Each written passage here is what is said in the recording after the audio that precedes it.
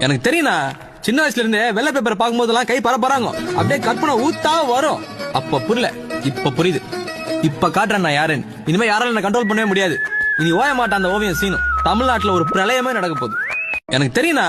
சின்ன வயசுல இருந்தே வெள்ளை பேப்பர் பார்க்கும்போதெல்லாம் கை பரப்பறாங்க. அப்படியே கற்பனை ஊத்தா வரும். அப்ப புரியல, இப்ப புரியுது. இப்ப காட்டுறேன் நான் யாருன்னு. இனிமே யாரால என்ன கண்ட்ரோல் பண்ணவே முடியாது. இனி ஓய மாட்டான் அந்த ஓவியம் சீனும். தமிழ்நாட்டுல ஒரு பிரளயமே நடக்க போகுது.